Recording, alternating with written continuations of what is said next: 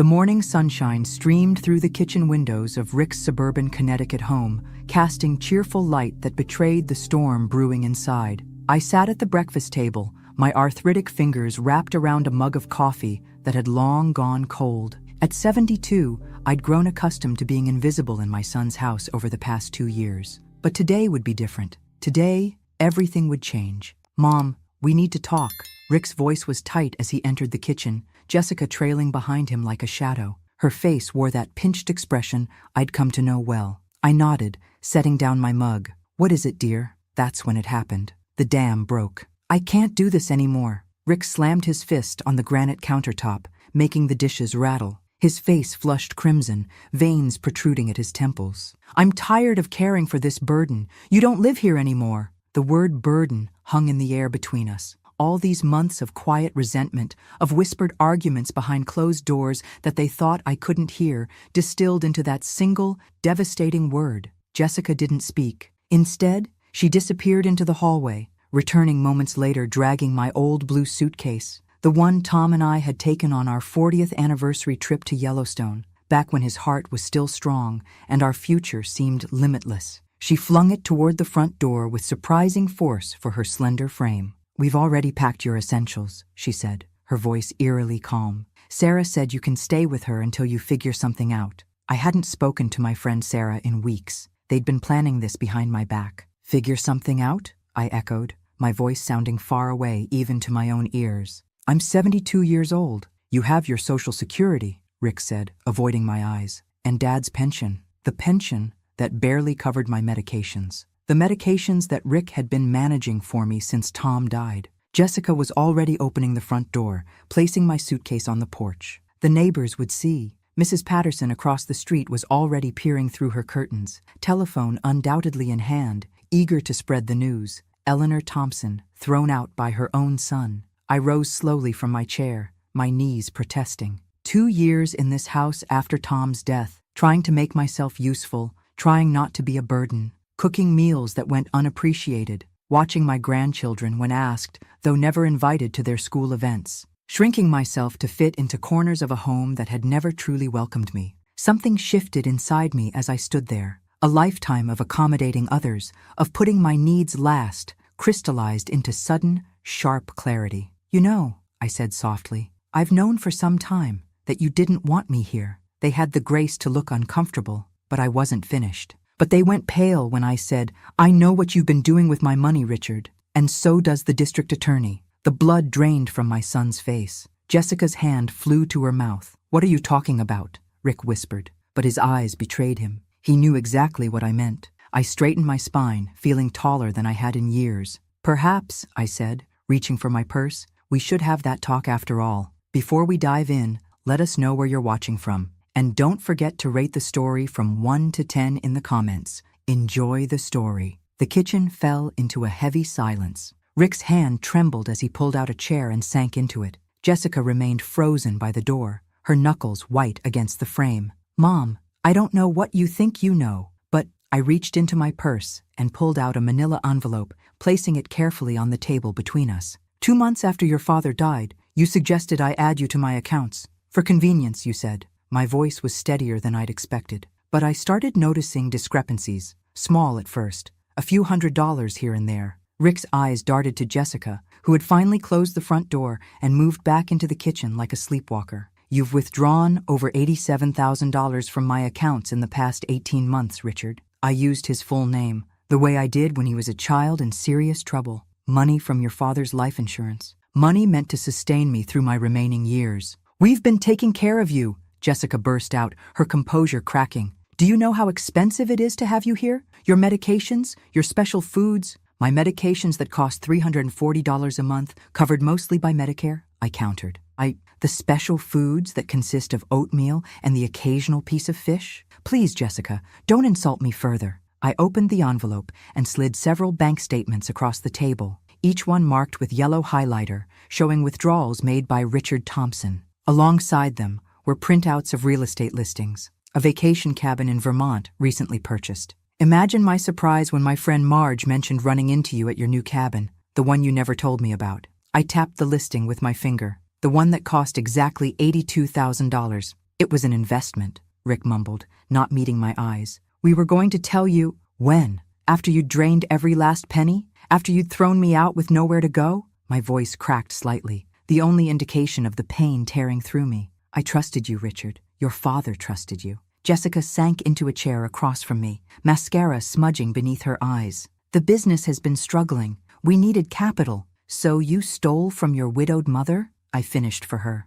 I spoke with Detective Parker last week. He's an old friend of your father's from the police department. He advised me to file charges, but I wanted to give you a chance to explain first. Rick's face contorted. You went to the police before talking to me? Your own son? You were throwing me out of your house before talking to me, I reminded him quietly. Your own mother. The silence that followed was deafening. Outside, a lawnmower started up, the mundane sound of suburban life continuing while my world imploded. What do you want? Rick finally asked, his voice hollow. I looked at my son, this stranger wearing the face of the boy I had raised, and felt my heart breaking all over again. I want what's mine, I said simply, and then I want to leave, but on my terms, not yours. What I didn't tell them was that Detective Parker had advised me to wear a wire, and that our entire conversation was being recorded. Sarah's guest bedroom was smaller than the room I'd occupied at Rick's, but infinitely more welcoming. Floral curtains framed windows that overlooked a small garden,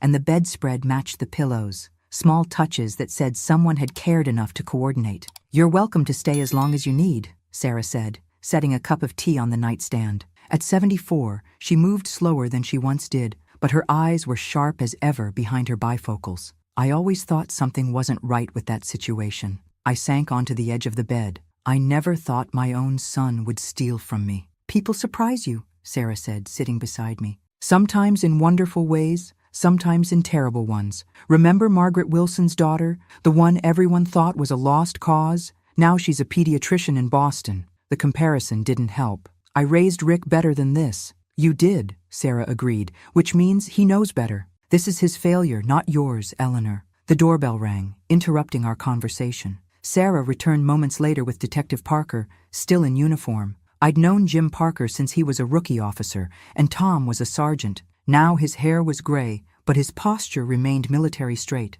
Mrs. Thompson, he nodded, remaining standing despite Sarah's offer of a chair. We've reviewed the recording. You did well. Will it be enough? I asked. Combined with the bank records, it's a solid case. But I need to ask, are you sure you want to pursue this? Criminal charges against your son would mean a public trial. The question hung in the air between us. Was I prepared to see my son potentially go to jail? To have our family's shame spread across the local papers? Could I live with being the mother who sent her own child to prison? What are my options? I asked instead. We could approach him with the evidence and suggest a private resolution. Full restitution for starters. But you'd have to be willing to drop potential charges. Sarah made a dismissive sound. After what he did, he deserves. He's still my son. I cut her off softly. Misguided, selfish, and criminal, but still my flesh and blood. Detective Parker nodded, understanding in his eyes. Sleep on it. We don't need to decide anything tonight. After he left, Sarah brought me a sandwich that I couldn't eat.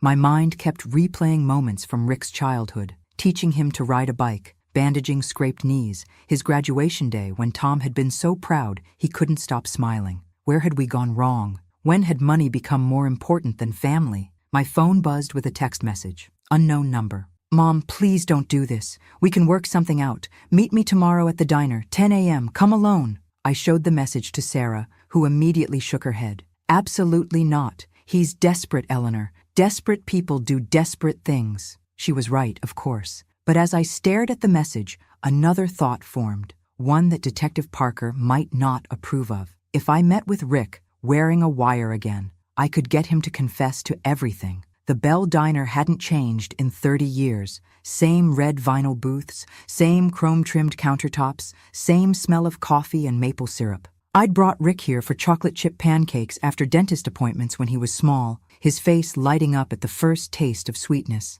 Today, he sat hunched in the corner booth, eyes darting nervously each time the bell above the door jingled. He looked terrible, unshaven, hair uncombed, wearing the same shirt from yesterday. I slid into the seat across from him, my purse carefully positioned on my lap. Inside, the small recording device Detective Parker had provided hummed silently against my hip. Thank you for coming, Rick said, his voice low. I wasn't sure you would. "You're still my son," I replied simply. A waitress approached, notepad in hand. Rick ordered coffee. I asked for tea. Neither of us mentioned food. After she left, Rick leaned forward. "Mom, I know you're angry, and you have every right to be. But please, don't go through with pressing charges. It would destroy my life, my career, my marriage, everything. You should have thought of that before stealing from me." He flinched as if I'd slapped him. It wasn't stealing. Not really. I was going to pay it back. The cabin was an investment. Property values in that area are skyrocketing. We could have made a 50% return in 2 years. "So you gambled with my retirement funds without telling me?" I kept my voice level. "Funds I needed to live on? You were living with us. We were taking care of you, until you decided I was a burden and threw me out." The waitress returned with our drinks, her cheerful, "Anything else, folks?" fading as she sensed the tension. We waited in silence until she retreated. "Jessica and I have been having problems," Rick admitted, staring into his coffee. "Financial issues, her shopping, my business downturn. The cabin was supposed to fix everything. By stealing from your widowed mother? Stop saying that." His voice rose, drawing glances from nearby tables. He lowered it again. "I was desperate, okay? The business is failing. We're behind on the mortgage. Jessica doesn't know how bad it is. I had to do something." I stirred my tea slowly. "So you betrayed my trust." "I betrayed everyone," he whispered. And for the first time, I saw a glimmer of the son I remembered, the one who had once owned up to breaking a neighbor's window.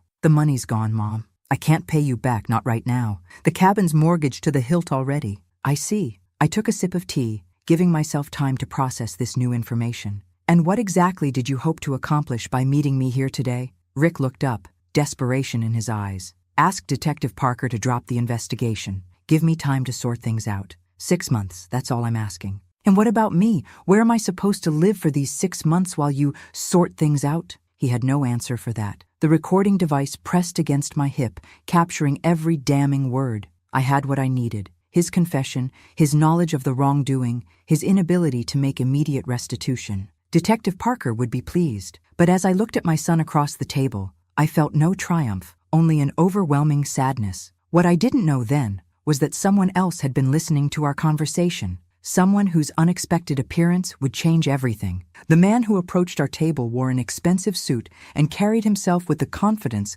of someone accustomed to being noticed. His salt and pepper hair was neatly trimmed, his shoes polished to a shine. He could have been any successful businessman, except for the eyes, Tom's eyes, looking out from a face that was otherwise all mine. "Hello, Mother," he said quietly. "It's been a long time. Michael, my firstborn." The son who had walked away 28 years ago after a fight with his father and never returned, not even for Tom's funeral. Rick's head snapped up, color draining from his face. "Mike," I couldn't speak, couldn't move, couldn't breathe. The world narrowed to this impossible moment, this ghost made flesh standing before me. Michael slid into the booth beside me, his cologne expensive but not overpowering. Up close, I could see the fine lines around his eyes, the slight softening beneath his jaw. He was 52 now. Older than Tom had been when Michael left. "I apologize for the dramatic entrance," he said, his voice deeper than I remembered. "But when Detective Parker contacted me about what was happening, I took the first flight from Seattle."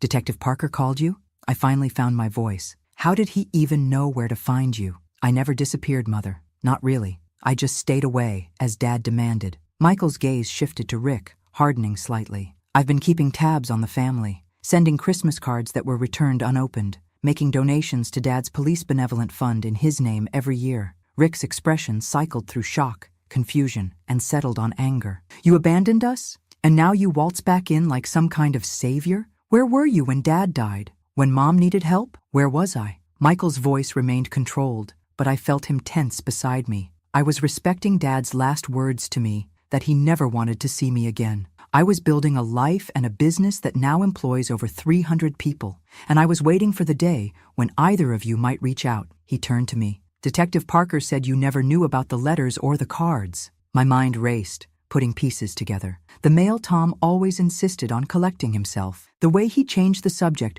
whenever Michael's name came up. "Your father told me you wanted no contact with us." Michael's bitter laugh held decades of pain. "That sounds like Dad, always controlling the narrative." Rick slammed his hand on the table, rattling the cups. "This is bullshit. You can't just show up after 30 years. 28, Michael corrected calmly. "And I'm not here to disrupt your life, Richard. I'm here because our mother needs help, and you've betrayed her trust in the most fundamental way possible. The recording device pressed against my hip, still capturing every word, but now it felt like an intrusion, a mechanical witness to a family wound being ripped open. "What do you want?" Rick demanded. Michael turned to me, his expression softening. "That depends on what mother wants. I have a proposal, if she's willing to hear it. 2 sons, one who had stayed physically present while stealing from me, one who had remained financially ethical while staying away, both broken in different ways by the same family legacy." "I'll listen," I said quietly, reaching up to switch off the recording device. Some conversations needed to happen without evidence,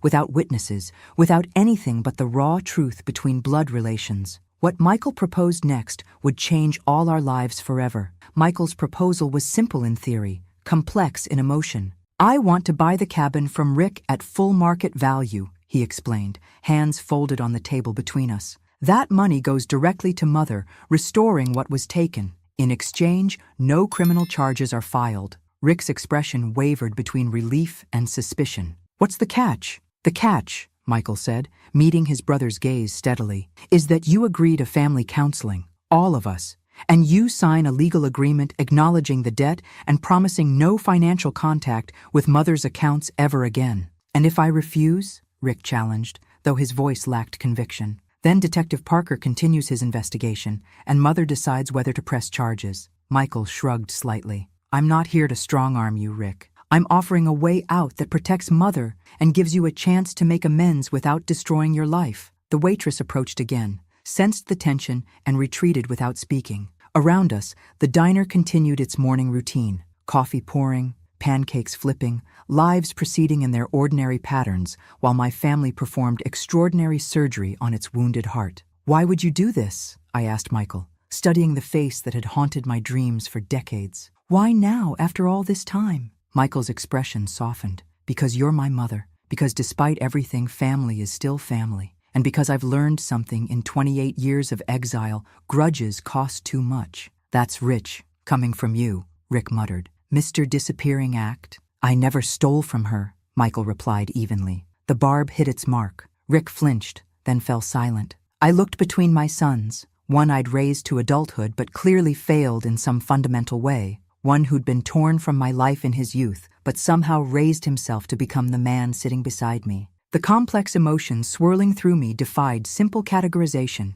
grief, anger, hope, loss, and beneath it all, a mother's endless love for her children, however flawed. "I need to think," I said finally. "This isn't just about money." "Of course," Michael nodded. "Take whatever time you need." Rick looked panicked. "The detective will wait for my decision," I finished firmly. "This is still my choice, Richard." As if summoned by his name, Detective Parker appeared at the diner's entrance, scanning the room until he spotted our table. Our eyes met, and he raised an eyebrow in question. I gave a small shake of my head. "Not now." He nodded and took a seat at the counter, ordering coffee without looking our way again. Present, but giving us space, just like Tom would have done. Tom, what would he have made of this scene? His sons reunited across a diner table, his widow caught between justice and mercy. The thought of him brought a sudden clarity. "Here's what's going to happen," I said, surprising myself with the authority in my voice. "Michael's offer stands. Rick, you will sign whatever documents necessary to transfer the cabin and acknowledge the debt.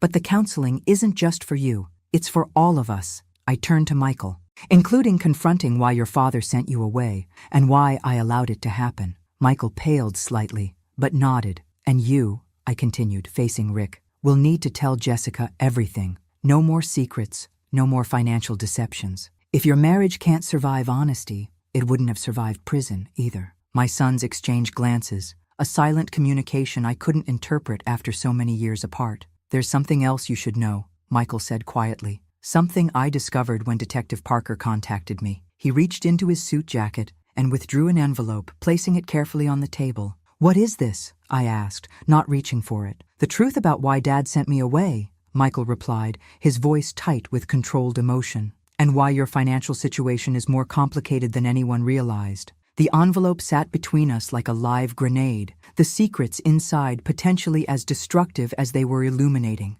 Whatever revelation it contained had turned Michael's confident expression to one of carefully contained fury. "Mom," he said softly, "Dad wasn't just a police sergeant. He had another life entirely. And you think it's time you knew everything. The envelope remained unopened as we left the diner, Detective Parker following at a discreet distance. Michael had insisted we review its contents somewhere private, away from curious eyes and straining ears. That somewhere turned out to be a suite at the Marriott, where Michael had checked in after his red-eye flight from Seattle. Rick sat stiffly on the edge of a leather armchair, tension radiating from him like heat. Michael moved with the ease of someone accustomed to hotel rooms, hanging his suit jacket in the closet, ordering coffee from room service without consulting the menu. I perched on the sofa, the envelope now in my hands, unexpectedly heavy with its secrets. "Before you open that," Michael said, returning from the door after admitting the room service attendant, "you should understand what you're about to learn." "Just tell me," I said, suddenly tired of mysteries and revelations. Michael poured coffee into 3 cups, passing them around before taking a seat across from me. "Dad wasn't just a police sergeant, Mom. He was working with the FBI on a long-term organized crime investigation." Rick scoffed. "That's ridiculous. Dad was a local cop in a town where the biggest crime was teenagers stealing lawn ornaments." "A perfect cover," Michael replied without looking at his brother. "For 15 years he helped build cases against the Donovan family's operations along the eastern seaboard." The name landed like a stone in still water. The Donovans. Even I knew that name from newspaper headlines. Racketeering, money laundering, worse. "That's absurd," Rick insisted, but with less conviction. Michael turned to me. "The envelope contains Dad's service record, including his commendation from the FBI. There's also documentation of a trust fund established in your name, payment for his undercover work, a trust that should have matured 2 years ago after his death." My coffee cup trembled in my hand. "I never knew about any trust fund." "Exactly," Michael said grimly, "because someone intercepted the notification, someone who had access to your mail and financial documents." All eyes turned to Rick, whose face had gone ashen. "I didn't know what it was," he whispered. "Just that it was money, a lot of money, and the letter mentioned Dad's service. I thought it was some police pension thing." "It was $750,000, Michael said, his voice sharp as a blade, "meant to support Mother for the rest of her life. Money you diverted to your own accounts." The room spun around me. Spun. Nearly $1 million.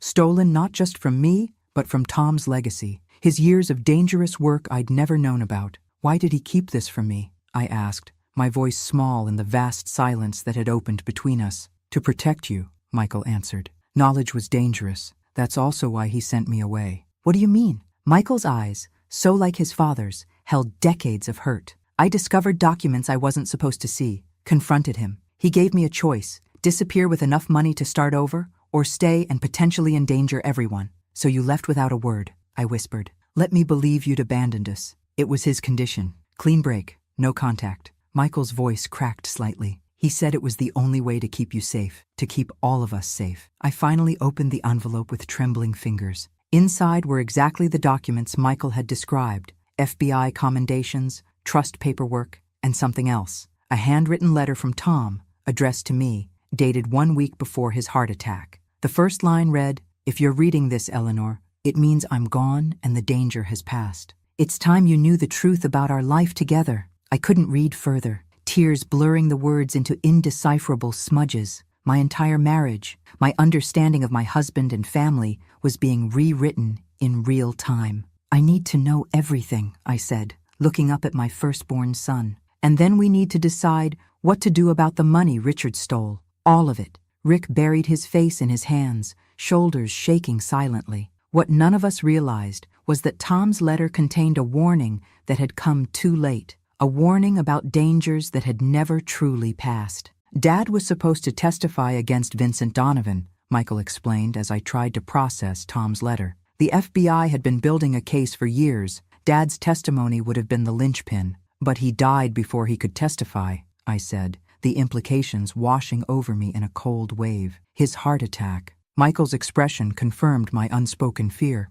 "The FBI investigated. They concluded it was natural causes, but they could never be certain," I finished. Rick had been silent for so long I'd almost forgotten his presence. Now he looked up, eyes red-rimmed. "Are you saying Dad might have been murdered?" "I'm saying there were people who benefited from his silence," Michael answered carefully. "The FBI protected all of us afterward. Surveillance, mail monitoring, the trust fund. But after 5 years with no incidents, they scaled back. By the time Dad died, the protection was minimal. I thought back to those early years after Michael left. The strange cars sometimes parked on our street, the way Tom insisted on driving me everywhere, his obsession with locking doors and windows. I'd attributed it to police officer paranoia. How blind I'd been. Vincent Donovan died 3 years ago, Michael continued. His organization fractured. The FBI considered the threat neutralized. That's why the trust was finally released. And I intercepted it, Rick admitted, voice hollow. I didn't know what it was, Mom.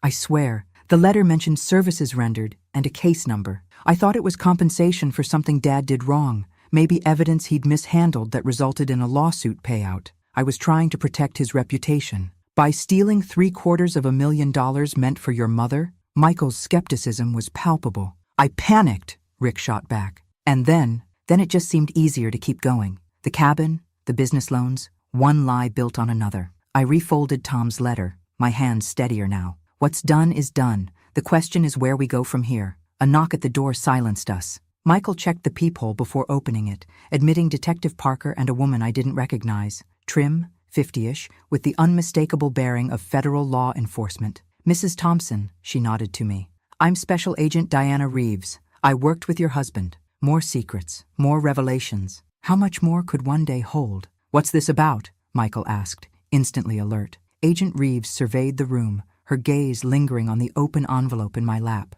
I see Michael has briefed you. Good. That makes this easier. She turned to Detective Parker. You were right to call us in. Called you in for what? Rick demanded. 2 days ago, Anthony Donovan, Vincent's nephew, was released from federal prison, she explained. This morning, he was spotted in Connecticut. The implication hung heavy in the air. You think he's coming for Mom? Michael asked, voice taut with concern. We think he's looking to tie up loose ends, Agent Reeves corrected. Your husband's files were recently requested as part of an ongoing investigation that may have triggered renewed interest from the Donovan family. Or, Detective Parker added quietly, the sudden financial activity around your trust fund raised flags in certain circles, large sums moving to purchase property. He glanced meaningfully at Rick, my son's face drained of color. Are you saying I led them to Mom? No one answered directly, which was answer enough. We need to move you to a secure location, Agent Reeves told me. All of you, at least until we can assess the threat level. I looked around at the fragments of my family, Michael standing protectively near me, Rick crushed by the weight of unintended consequences, Detective Parker representing Tom's police brotherhood, and this agent who had known a side of my husband I never did. No, I said firmly, surprising even myself. Rising. I'm tired of running from truths and hiding from realities. My husband lived a lie to protect us. My son left to protect us. I won't spend what remains of my life in hiding. Mrs. Thompson, Agent Reeves began, but I cut her off. If Anthony Donovan wants to find me, let him. But he'll be finding all of us, together, and he'll discover that Thomas Thompson's family is not as defenseless as he might think. As the words left my mouth, I felt something shifting inside me, dormant strength awakening. For decades, decisions had been made around me, about me, supposedly for me, but without me. No more. What I didn't yet realize was how soon my newfound resolve would be tested. The safe house was a colonial-style home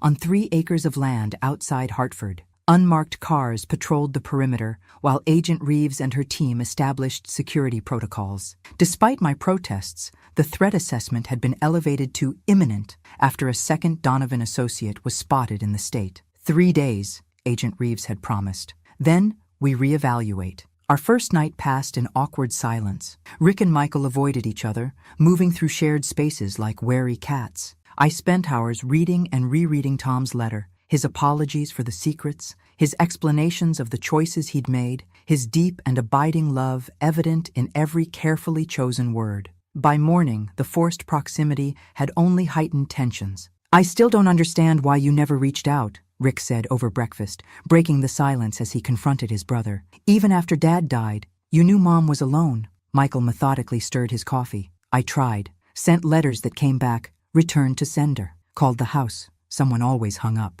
Rick's expression flickered. That was you? Those hang-up calls after Dad died? You knew someone was calling and never mentioned it, I asked, hurt blossoming anew. I thought it was telemarketers, Rick muttered, but his eyes betrayed him. No, you didn't, Michael said softly. You knew it might be me, and you blocked me, just like Dad taught you to do. Rick pushed away from the table, Don't you dare! Stop it! I interrupted, my patience exhausted. Both of you. Your father is gone. I'm still here, and I won't have my remaining years poisoned by this feud. Both men fell silent, properly chastised. Tom did what he thought was right, I continued, finding strength in speaking his truth at last. He made impossible choices to keep us safe, but he's gone, and we're still paying the price of his secrets. A phone rang somewhere in the house, Agent Reeves answering in sharp, professional tones. Moments later, she appeared in the doorway, her expression grim. "We have a problem," she announced. "Jessica Thompson has been reported missing."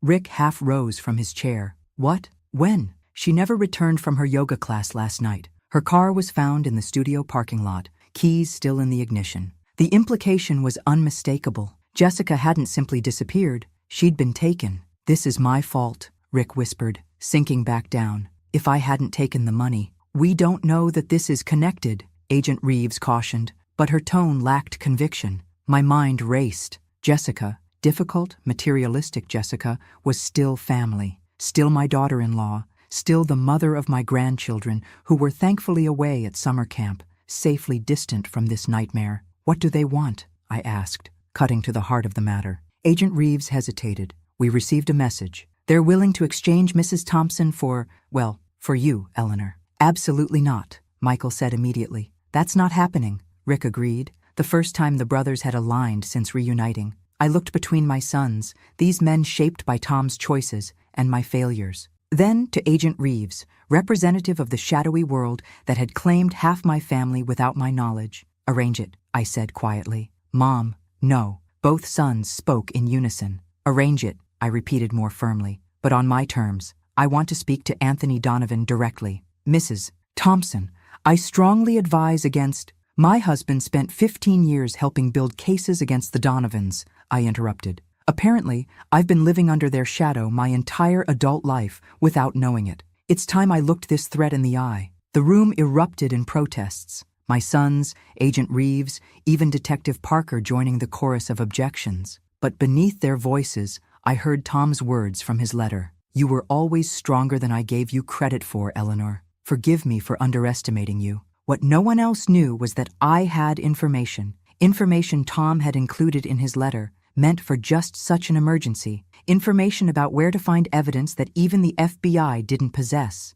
"Trust me," I said when the protests finally quieted. "I know what I'm doing." But as Agent Reeves reluctantly left to make arrangements, I caught a glimpse of true fear in Michael's eyes, the same fear I'd seen 28 years ago, the last time I'd watched him walk away. This time, though, I wouldn't be letting him go alone. The meeting point was an abandoned warehouse on the outskirts of Hartford, neutral ground selected by Donovan's people and swept by FBI tactical teams. I sat alone at a metal table in the center of the cavernous space, the dim light from high windows casting long shadows across the concrete floor. Against every protocol, and despite vociferous objections, I had insisted on meeting Anthony Donovan alone. Agent Reeves and her team monitored from vans outside, weapons ready, while Michael and Rick were secured at the safe house, practically under house arrest, to prevent them from interfering. What none of them knew was that I was following Tom's contingency plan, a plan he'd outlined in his letter, designed for the worst-case scenario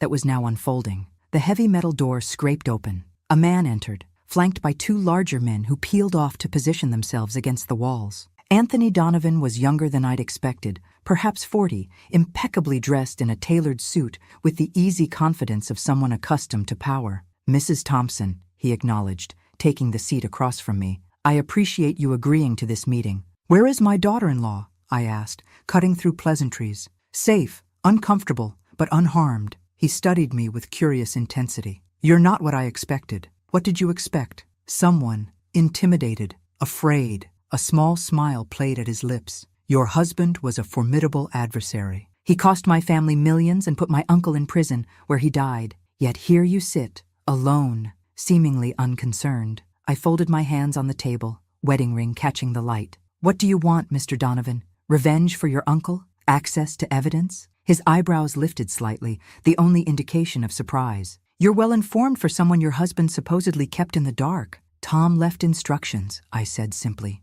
"in case something like this ever happened." For the first time, uncertainty flickered across Donovan's face. "Instructions?" I reached slowly into my purse, his bodyguards tensing visibly, and withdrew a small flash drive, placing it on the table between us. This contains the location of all the evidence Tom collected against your family. Evidence he never shared with the FBI. A calculated lie, but one Tom had crafted carefully. Insurance, he called it. Donovan eyed the drive suspiciously. Why would you give this to me? Because I want this finished. I want my family safe, all of them. Jessica returned unharmed, and your assurance that we'll never hear from you or your associates again. He laughed, though it didn't reach his eyes. That's a steep price for one little drive that could easily be blank. It's not blank, I said with a confidence I didn't entirely feel. Tom was thorough, and he didn't trust the FBI completely. Too many leaks, too many compromised agents over the years, so he kept the most damaging evidence separate. Evidence that would implicate not just your uncle, but partners overseas.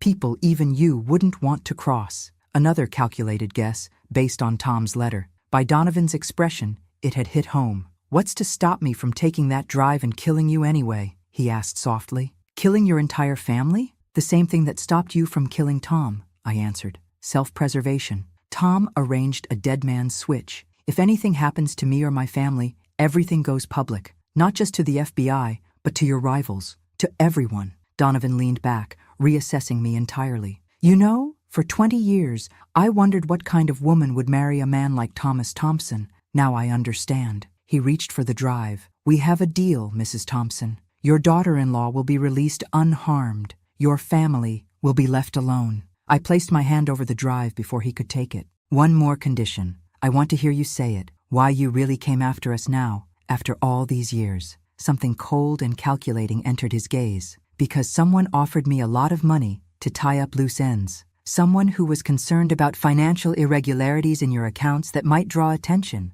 Someone who wanted certain matters to remain private. The implication sent ice through my veins. Who? Donovan smiled thinly. I believe you've already met my client. In fact, I understand she's married to your son. As the words landed, the warehouse doors burst open. FBI agents flooded in, weapons drawn. In the chaos that followed, Donovan's guards subdued, Donovan himself handcuffed, I remained seated, my mind racing with the revelation that had just shattered what remained of my world. Jessica hadn't been kidnapped. She was the one who had arranged everything. The safe house erupted in chaos when Agent Reeves delivered the news. Rick collapsed into a chair, face ashen, while Michael paced the length of the living room, connecting dots none of us had seen before. It makes a twisted kind of sense, he said grimly. Jessica's shopping addiction, the business mysteriously failing despite the economy booming. She's been laundering money. For the Donovans? I asked, still struggling to reconcile the image of my fashion-conscious daughter-in-law with organized crime. Possibly, or for someone else who does business with them. Michael ran a hand through his hair. The trust fund transfer would have drawn attention, large sums moving suddenly after years of inactivity. She needed to eliminate the threat of exposure. Rick hadn't spoken since the revelation. Now he looked up, devastation etched into every line of his face. Did she ever love me at all? No one answered. Some questions have no comforting replies. Agent Reeves cleared her throat. We've located Mrs. Thompson, the younger Mrs. Thompson, she clarified. She's attempting to board a private plane at a small airfield outside Boston. We have agents en route to intercept. What about Anthony Donovan? I asked. In custody, but not talking. The flash drive you gave him was convincing enough to get him to the meeting, but obviously doesn't contain what you claimed. I smiled faintly. Tom was always better at bluffing than poker night led on. What happens now? Rick asked, his voice hollow. We'll need statements from all of you, Agent Reeves explained, and you'll need to remain available during the investigation. But the immediate threat appears to be contained. Michael moved to sit beside me on the sofa, taking my hand in his. It's over, Mom. Really over this time. But I'd lived too long, seen too much in the past few days, to believe in tidy endings. What about the children? Rick's children? The room fell silent again. In the chaos of revelations and danger, we'd almost forgotten about my grandchildren. 10-year-old Emma and 8-year-old James, still blissfully unaware at summer camp that their mother was a criminal, their father an unwitting accomplice, their family forever changed. I'll talk to them, Rick said finally, strength returning to his voice. When they come home, I'll find a way to explain. We'll find a way, I corrected gently. Together. For the first time since this nightmare began, Rick met his brother's eyes, without hostility. All of us? Michael nodded slowly. If you'll have me. Detective Parker, who had been silent throughout most of the exchange, finally spoke. Tom would be proud of you, Eleanor. All of you. I wasn't so sure. Proud of a family fractured by secrets? Of sons who had become strangers to each other? Of a wife who had never truly known her husband? But perhaps he would be proud of what we were trying to become now. Honest, united, healing. As Agent Reeves prepared to leave, she handed me a sealed envelope. This was in Donovan's possession when we arrested him. It's addressed to you. The envelope was heavyweight cream stationery, my name written in unfamiliar handwriting. Inside was a single sheet of paper containing just 4 lines. Your husband saved my life in 1987. I couldn't save him in return, but I've watched over you ever since. You were never alone. It was signed simply, a friend. I folded the note carefully, tucking it into my pocket alongside Tom's letter. Another mystery, another thread in the tapestry of secrets that had defined my life without my knowledge. Mom? Michael's voice drew me back to the present. What is it? I looked at my sons, these complicated, flawed men who were all I had left of the life I'd built. Just one more piece of the puzzle, I said softly. But I think I finally understand what your father was trying to tell me in his letter. What's that? Rick asked. That the truth doesn't just set you free, I replied. Sometimes it brings you home. As night fell over the safe house, 3 generations of Thompsons gathered in its kitchen. Michael cooking pasta from ingredients found in the cupboards, Rick setting the table with methodical precision, me watching my family begin the delicate work of reconstruction. None of us knew what tomorrow would bring. Jessica was still at large, the Donovan threat neutralized but not eliminated, the financial and legal implications of Rick's actions yet to be fully resolved. But for the first time in decades, we faced these uncertainties together, and in that togetherness, I found a peace I hadn't known since before Michael left, before Tom's secrets, before my life became a carefully constructed facade. What I didn't yet realize was that the most shocking revelation was still to come, one that would redefine everything we thought we knew about our family. 3 months after the safe house, I sat on a bench in Hartford's Elizabeth Park, watching fallen leaves dance across the pathway. The rose gardens had long since faded, but there was beauty in the autumn landscape, a reminder that endings often prepare the way for new beginnings. Sorry I'm late, Michael said, approaching with 2 coffee cups. He handed me one before sitting beside me. The lawyers had more questions. They always do, I replied, accepting the warmth against my palms. The aftermath had unfolded with surprising swiftness. Jessica had been apprehended at the airfield, carrying false identification and nearly $300,000 in cash. The subsequent investigation revealed a web of deception, stretching back to before she'd even met Rick. Her maiden name wasn't even real. She'd been working for a money laundering operation with ties to the Donovans for over a decade, using my son's business as one of many shells. Rick had been cleared of knowingly participating in her criminal enterprises, though the theft of my trust fund remained a legal gray area that Michael's attorneys had carefully navigated. The cabin had been sold, the money returned to my accounts, and Rick had begun the long process of rebuilding his life and his relationship with his children. Have you heard from him today? I asked. Knowing Michael would understand, I meant his brother. He's picking up the kids from school, then bringing them to dinner at 6. Michael smiled slightly. Emma's excited to show you her science project. These small domestic details had become our new currency, the mundane, precious markers of a family reconstructing itself. Weekly dinners, school projects, holiday plans that for the first time in decades would include all of us. And the mysterious benefactor? Michael asked, nodding toward my purse where I kept the cream-colored note. Any more communications? No, I admitted. Agent Reeves says they've exhausted all leads. The identity of Tom's friend remained elusive, though we'd developed theories. Another undercover agent, perhaps. Or someone whose life Tom had saved during his police work. Someone with connections to the criminal world he'd infiltrated. Whoever they were, they'd gone quiet since Donovan's arrest. Mom, Michael said after a pause, there's something else. Something the lawyers found when going through Dad's estate documents. My heart quickened. More secrets? Not exactly. He reached into his coat, withdrawing an envelope similar to the one that had started this journey 3 months ago. It's about your ancestry. My ancestry. What does that have to do with anything? Michael took a deep breath. When Dad was setting up the trust fund, he ran a background check on you. Standard procedure for that size of account. What he found changed everything. With trembling fingers, I opened the envelope. Inside were genealogical records, DNA test results, and a handwritten note from Tom. Eleanor, Forgive me for one final secret. When I discovered who you really were, I knew it would put you in even greater danger. Your birth father wasn't John Miller from Ohio, as you were told. He was Joseph Donovan, Vincent's older brother. The world tilted beneath me. That's impossible, I whispered. My parents died when I was 3. I was raised by my aunt in Cleveland. Your aunt was actually your mother's sister, Michael explained gently. She changed your name and moved you across the country to protect you after your father was killed in a mob dispute. You were never meant to know. The implications crashed over me in waves. Vincent Donovan had been my uncle. Anthony Donovan, my would-be killer, was my cousin. Did your father know when he recruited me for the FBI? Michael nodded slowly. It's why he chose you. Why he never told you about his undercover work. You weren't just his asset. You were his way into the family. Your blood connection gave his cover legitimacy. So our entire marriage was a lie? The pain of this final betrayal threatened to overwhelm everything else. No, Michael said firmly. Read the rest of his letter. I returned to Tom's words, blurred through my tears. I married you for the job, Eleanor, but I stayed for love. What began as my greatest deception became my most profound truth. Everything else I've ever told you about us, about our life, our family,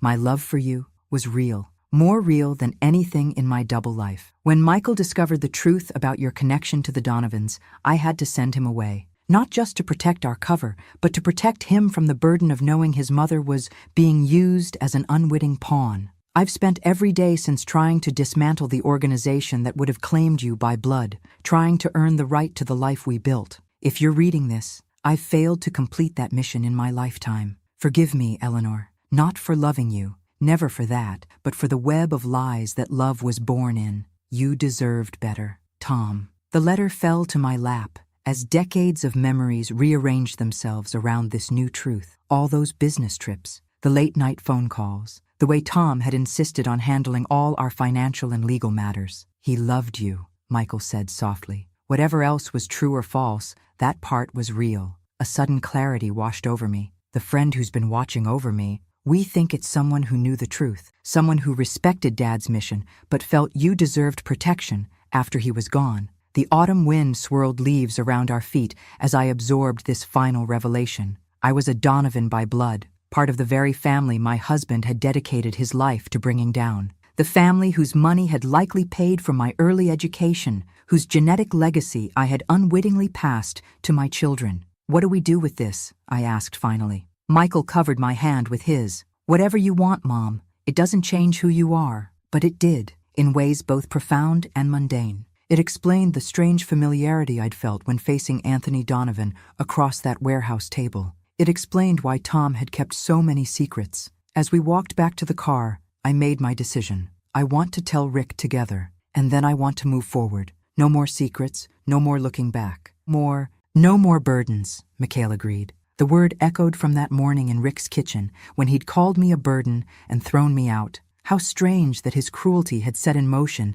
the events that would ultimately free all of us. That evening, surrounded by my sons and grandchildren in Michael's rented house, I felt a peace I'd thought forever lost. Emma proudly displayed her science project, a family tree. I left spaces, she explained seriously, for all the family members were still discovering, out of the mouths of babes. Later, as Rick and Michael washed dishes side by side, an unlikely domestic scene that would have seemed impossible months ago, I stepped onto the porch and looked up at the stars. I understand now, Tom, I whispered to the night sky, and I forgive you. Whether it was imagination or something more, I felt a presence, the same watchful presence that had apparently shadowed me since Tom's death. Not threatening, but protective, family, in some complex, twisted way. I was no longer a burden, no longer a victim, no longer defined by secrets others had kept from me. I was Eleanor Thompson, daughter, wife, mother, survivor, and finally, after 72 years,